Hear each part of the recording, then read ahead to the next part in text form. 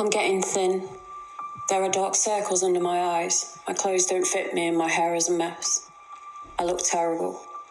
I don't care. Because little man is gone and I don't actually give two shits about anything anymore. I really just cannot be arsed.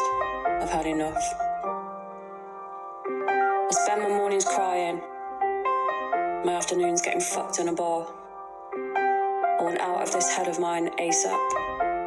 And I'm doing it the only way I know how. By getting absolutely shit-faced. I'm mixing with bad people. Or more accurately, they're mixing with me. I'm not exactly hard to find. I'm knocking around on Weatherspoons most days. Same table if I can get it. Next to the plug socket so that I can charge up my phone. Men buzz around me like flies, hover like vultures. I can't be asked to fend them off. They take my indifference as an invitation, offer to buy me a drink. And of course, I'm going to say yes. They must think that it's Christmas, these men that I wouldn't look twice at if I was able to think straight. These men who know that on a good day I will be well out of their league. But it's obviously not a good day. None of my days are anymore. So they move in for the kill. Lucky me. I say thank you for my drinks and I listen to their bullshit. And I wonder for the millionth time what I ever did that was so bad for my life to turn out this way. I sit through Groundhog Day, counting down the hours until finally I've had enough and I want to go home. Only there is no home. So drinking it is then. I don't want to live like this. It's excruciating. I can't handle this level of madness. I'm tired and I'm ill and I miss little man. And I'm so over this shit, it's unreal. A local pillar of society is trying to get me into bed. He's quite intimidating. When I refuse, he gets nasty. I tell him to go and fuck himself, and that if he tries it again, I'll tell his wife. I mean it. He backs off, but there'll be another him, and another. Same shit, different approach. I'm counting the days right now. I'm drinking enough alcohol to sink a battleship. My bruises and breaks increase by the day. My body is telling me daily to please just slow it down. It's just a matter of time now, and then I'm done with this shit. Finished. Finito. Game over. I'm out the door. Thank you and goodbye. I'll leave my review on some weird TripAdvisor for dead people when I reach my final destination. Marks out of 10 for the experience, 0. Marks out of 10 for me trying and failing miserably to keep up with this shit, 11. Because I tried. And God loves a trier. Anyway, at this rate, I'll be meeting God much sooner than planned. I hope that he's expecting me, and that he's looked after little man.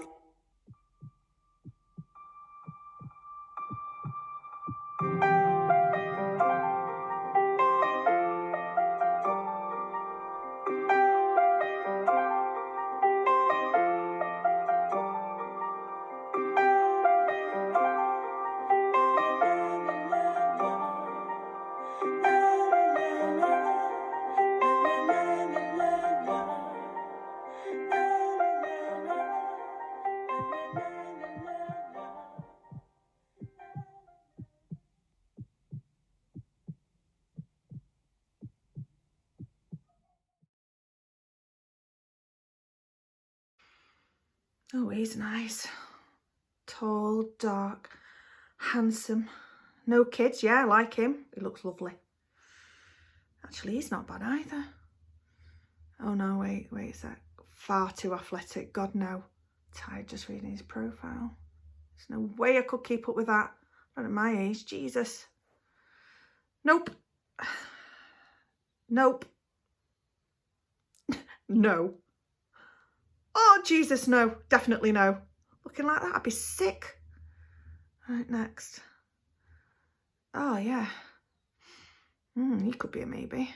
Nice eyes. Shit, no. There's no way I'm doing that. Anal. Oh, God. Oh, it makes my skin crawl. Where was I? Oh, yeah. Finding Mr. Right. Nope. No. Oh, now we're talking. He looks nice. Just my type. Hang on. Let's have a look.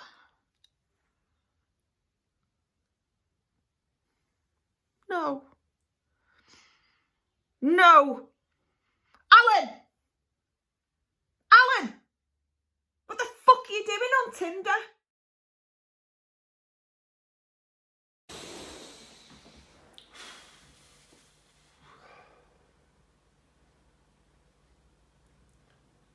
You know, I never thought, not even for a second, that I'd become an alcoholic. I drank to relax, to unwind, you know, to cope from the awful days that I'd have at the office. Of course I drank too much. Of course I did. Definitely guilty as charged, Your Honour. But a full-blood alcoholic? Me? No way. Never in a million years. Until the day I woke up. Started to shake and feel like one. But that was okay, because I was still having work, still attending meetings and keeping up my appearances and all that. And I mean, it's not like I was drinking in the morning or anything. Until one day, every single cell in my body woke up screaming for a drink. But I was alright, I was able to handle it. And I drank just to take the edge off things, you know, when things got difficult at work, that's all. And it's not like I started to look like one or anything. Until one day, people started to ask me, am I okay? And I'd say, yeah, I'm fine. You know, praying to God that they can't see me shaking or hear the vodka bottles clink together in my bags. But you know, hand on heart, in the big grand scheme of things, I was doing fine. I still had work. I was still paying my bills. Until one day, I lost my job. I lost my job for drinking in the toilets. It didn't bother me, it was shit anyway. I didn't need the added pressure. And I had a roof over my head. What more do you want?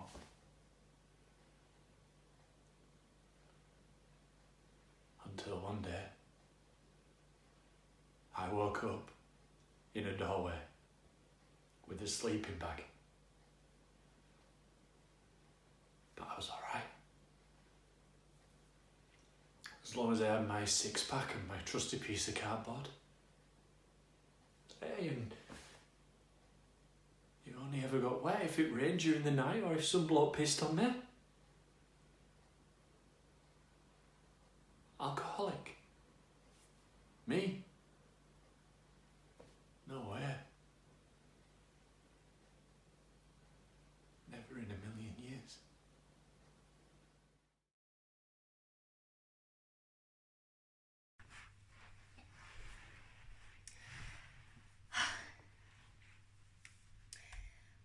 Please, can I go outside today?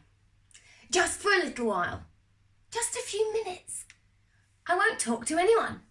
I promise. They won't even know that I'm there. Please, can I? Please! She said no.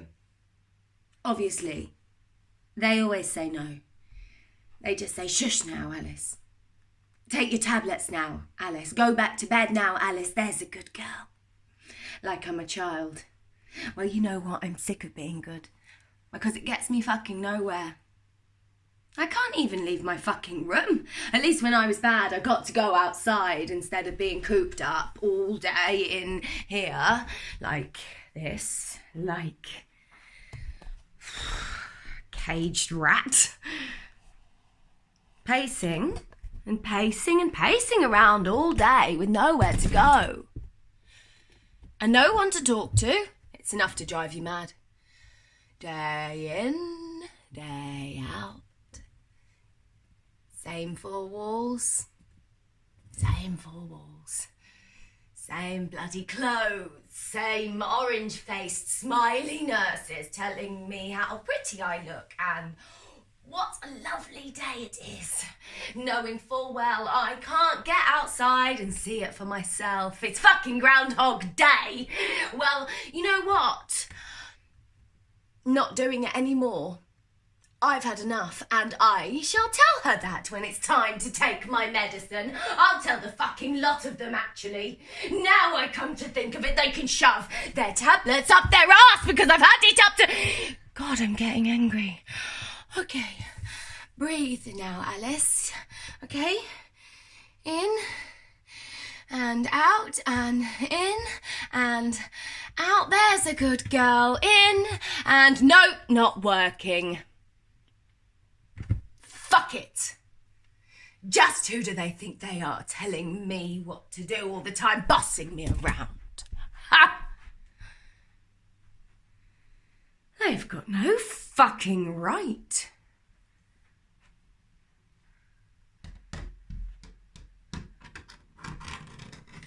It reminds me of the last place. They used to boss me around as well. Until one day I got a bit fed up and I killed them all. And they went pretty quiet after that.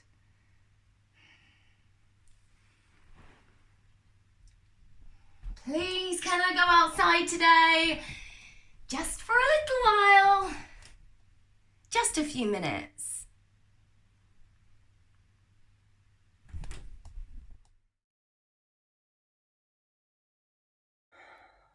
When I woke up this morning, I didn't know that I was going to have a bad head day. Started off okay. And then around about dinner time, bam, there it was, standing in front of me, screaming for my attention.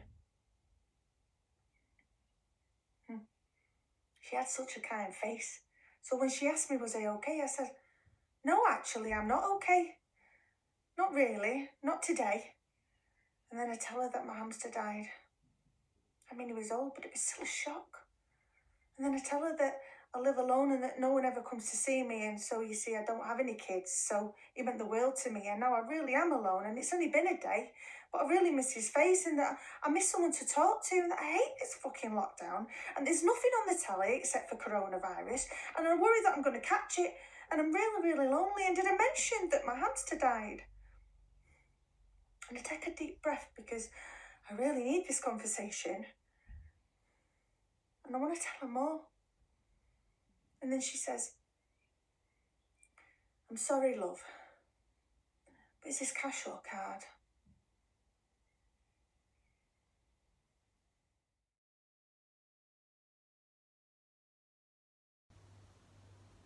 Imagine having a door to your room. It lets people in, but won't let you out.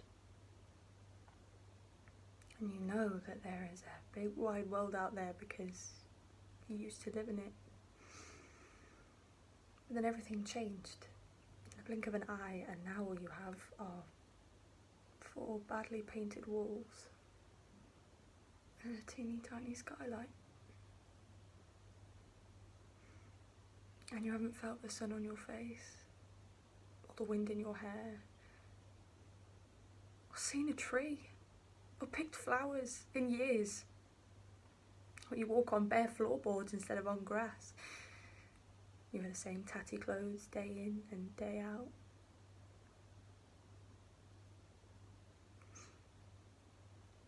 You try not to think about the fact that you no longer remember what you look like. Because not thinking is good. Not thinking is how you manage to get through the day. Because if you do start to think, then you might start to feel. And if you start to feel, then this whole horrendous, horrific situation will just become unbearable. And if that starts to happen...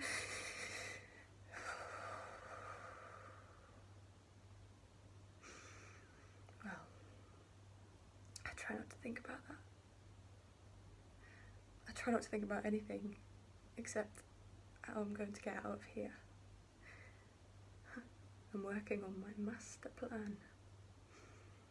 See, I remember the way down the stairs to the door, so I just need to get out of this room and then I can head for the door and then run.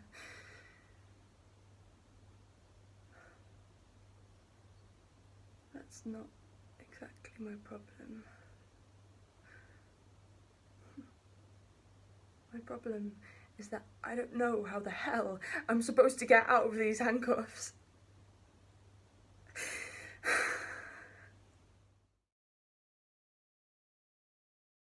I'm black and I'm blue, and I'm feeling degraded.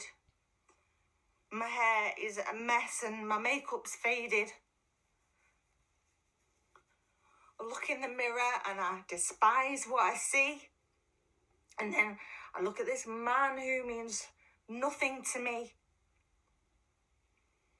I creep out the door before he awakes. I'm tired and I'm ill and there's nothing to take. I don't know his name and I'm tired and hungover and burning with shame. I creep down the back streets and avoid being seen, and I long for a shower or just to feel clean. There's no one to turn to. There's nowhere to go. It's just me in my head in this shit horror show. So I head for the basement and I open a can and I drink to get shit-faced as fast as I can. I'm all out of options. I'm running on empty. I've nothing left now. Just how he left me. I'm counting the days now. I'm counting the hours. Because soon I'll be dead. I'm pushing up flowers. I'm okay with that. I'm resigned to my fate. Because I've tried and I've failed to keep spinning these plates. It's too much to deal with. And it's too much to take. And I'll tell that to God when I'm stood at his gate. And I hope that he gets it. That he sees that I've tried. As I drown in the river of tears that I cried. Because I don't want to be here. And I don't want to stay in this horrible head fuck of alcohol day. So somebody help me. Or let this be over. Because I'm all out of hope. And I can't deal with life sober. So this is my story. And this was my shame. Written here on my face. And beside my real name.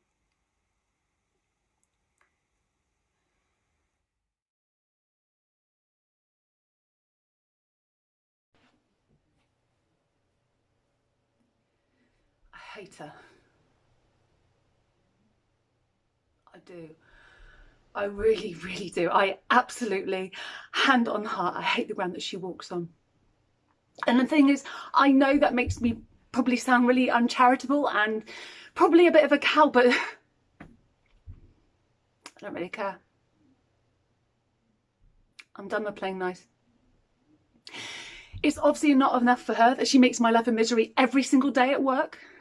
But now she started stalking me on social media too. So every time my phone pings, my heart, it starts to pound and my hands, they start to shake as I mentally prepare myself for what I now call Carol's social media slander. Because everything I post online, anything that I try to achieve, she's on it in seconds. all over my feed like a rash, running me down, pulling me apart, making me look like an idiot with her ridiculous memes and her patronising comments. It makes me feel sick. I haven't said a single word of retaliation, not one, in 6 months. But now the boxing gloves are off. Now it's my turn to step into the ring. So I make this little video. Hi, Carol. Now, I was going to say this to your face in the morning, only something's come up and I won't be going in. And before you start gloating because you think that I've been sacked,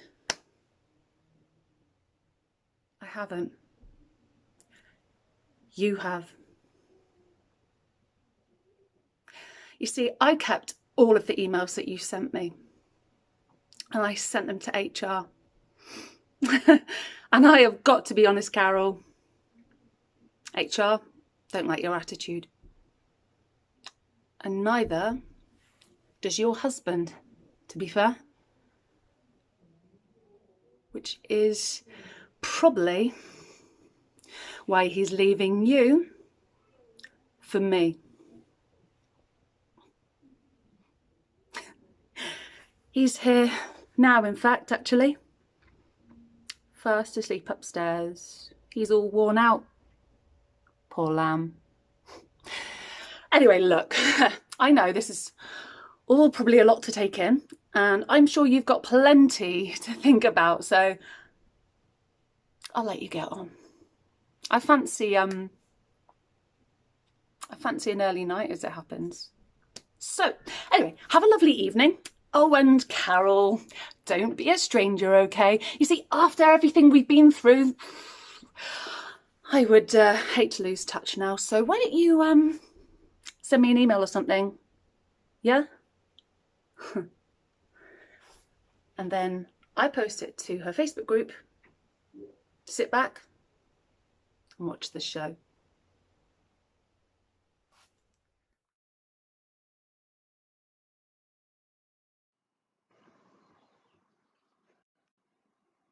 They call it chasing the dragon. But, I never understood that bit because, when it all starts, you're not chasing anything. You are running from debt, running from relationships, running from just about everything once the shit hits the fan. And when you are all out of running and you hit that brick wall, it's right there waiting for you. It's like an old friend, the answer to everything. And it is not a dragon at all. It's the best thing ever. And it wraps you in these big fluffy blankets and the world's of marshmallow and all of that jazz. But the absolute best thing, the best thing, the thing that keeps you coming back for more is you get to be like Mr. fucking Ben and he and you and he and have the best adventures in the world. God. So whatever you want in life, wherever you want to be in your head, you've got it and you go there. A hammock on the beach, a mansion with a swimming pool, hordes of adoring minions pandering to your every whim. It is yours for the taking. You simply build it and they will come. Which means there's no grotty bedsit, no shoplifting in Tesco or whatever it is that you do on your days in your actual life, because that place in your head is the bollocks, and which means that once you go there, you never want to leave, ever.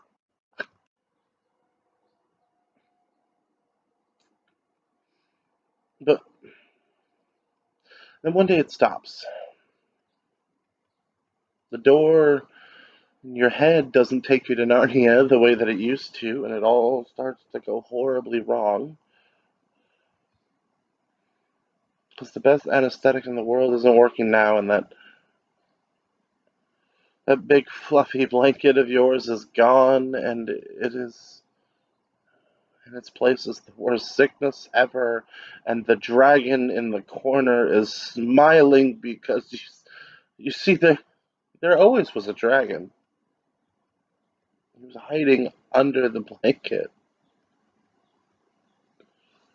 You call on Mr. Ben and you try to run away, but when you finally dare to open your eyes and you haven't moved an inch, and he's still there with you, right there in the room, and then the little penny drops. You know that you are fucked. Right before he goes to leave, he crouches down to where you lie, sweating and shaking on the floor, and he whispers 5 horrendous words. I'm hungry now. Feed me.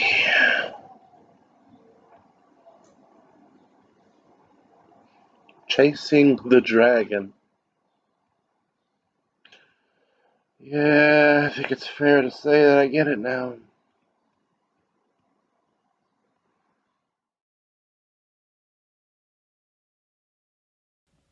I've never been maternal. It's not in my nature. I've never felt the urge to throw caution to the wind and completely turn my life upside down so that I can be at someone else's beck and call for the rest of my days. I can barely take care of myself, let alone anyone else. So becoming a man was completely out of the question. Until one day, out of the blue, it happened. Completely by accident at the ripe old age of 40. This guy comes into my life and I fell absolutely head over heels in love. I was smitten. I was a bit besotted, really. So at first I didn't mind the fact that my life was suddenly a merry-go-round of sleepless nights, washing his clothes and attempting to keep up with his seemingly never-ending demands for bottles. But I did it because he was mine, because I loved him. And if I ever felt it was getting a little too much, he would just flash us that smile and those big baby blue eyes, and I would just remember how much he actually needed me. And I felt bad ever wanting to leave him. Only reality's kicking in now, and I'm absolutely shattered, and it's only been 6 months. I can't imagine doing this for the next 18 years or the next 12 months, if I'm honest. Because I'm running on empty, and I'm also running out of cash. Keeping him topped up with the bottles is expensive, and I'm the one that needs to go and get them, isn't it? It's not as if he can go to the shop on his own, is it? He might have an accident or wander off into the road or fall off the curb and split his head open. I mean, I'd be worried sick. Anyway, it's fine. The shop's only down the road, and the guys behind the counter are really nice. They greet us and they say to us, "How is he?" And I say, "Yeah, he's fine. He's fine." And then I pay for the 2 bottles of vodka. That tells him that he's not actually fine. And then I need to rush home just in case he starts crying again. And God, I wish he'd stop crying. He's not a baby. He's not a baby, for Christ's sake. He's 40 fucking 1.